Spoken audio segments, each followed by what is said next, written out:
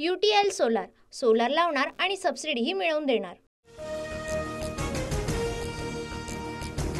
मंत्रिमंडळात राहणार की नाही संध्याकाळपर्यंत सांगणार एकनाथ शिंदेंचं वक्तव्य। तर शिंदेंनी मंत्रिमंडळात राहावं यासाठी विनंती केली, फडणवीसांची माहिती। एकनाथ शिंदे अखेर उपमुख्यमंत्री पद स्वीकारणार, गृहाऐवजी नगरविकास आणि एखादं महत्त्वाचं खातं मिळणार, सूत्रांची माहिती। राज्यपालांकडे पत्र देत महायुतीकडून सत्ता स्थापनेचा दावा, सत्ता स्थापनेसाठीचं पत्र राज्यपालांकडे सुपूर्द। देवेंद्र फडणवीसच महाराष्ट्राचे नवे मुख्यमंत्री होणार, पंतप्रधान मोदींच्या उपस्थितीत उद्या संध्याकाळी 5:30 वाजता फडणवीसांचा ग्रँड शपथविधी, तिसऱ्यांदा मुख्यमंत्री पदाची शपथ घेणार। फडणवीस मुख्यमंत्री व्हावेत म्हणून पाठिंब्याचं पत्र दिलं, महायुतीच्या संयुक्त पत्रकार परिषदेत एकनाथ शिंदेंची माहिती।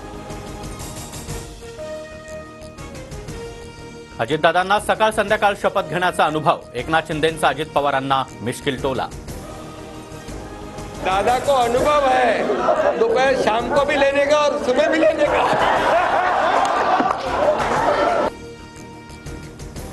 भाजपच्या गटनेतेपदी देवेंद्र फडणवीसांची निवड, सुधीर मुनगंटीवार, चंद्रकांत पाटलांनी मांडलेला प्रस्ताव एकमतानं मंजूर, तर शेलार, पंकजा मुंडे आणि रवींद्र चव्हाण यांच्याकडून ठरावाला अनुमोदन।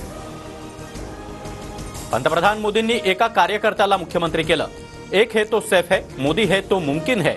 विधिमंडळ गटनेतेपदी निवड होताच फडणवीसांचा नारा, पंतप्रधान मोदींसह जनतेचेही मानले आभार। गटनेतेपदी फडणवीसांच्या नावाच्या घोषणेनंतर भाजप कार्यकर्त्यांचा जल्लोष, लाडक्या बहिणींकडून एकच भाऊ देवा भाऊ अशा घोषणा, लाडू पेढे वाटत पदाधिकाऱ्यांकडून आनंद साजरा। उद्या फक्त मुख्यमंत्री आणि 2 उपमुख्यमंत्री शपथ घेणार, इतर मंत्र्यांचा शपथविधी अद्याप निश्चित नाही, नागपूर अधिवेशनापूर्वी मंत्रिमंडळाचा शपथविधी होणार, सूत्रांची माहिती। विरोधात बसलो पण एकही आमदार सोडून गेला नाही, 2.5 वर्षात प्रचंड त्रास झाला, 2019 मध्ये जनतेचा कौल हिसकावण्यात आला, बेईमानी झाली, देवेंद्र फडणवीसांचा नाव न घेता ठाकरेंवर निशाणा। मुंबईत भाजपची दादागिरी सुरू, गुजराती बोलण्याच्या धमक्या देत मराठी माणसाचा पगडा पुसून टाकण्याचा प्रयत्न, मराठी मारवाडी वादावर संजय राऊतांकडून भाजप लक्ष। UTL सोलार लावणार आणि सबसिडीही मिळवून देणार।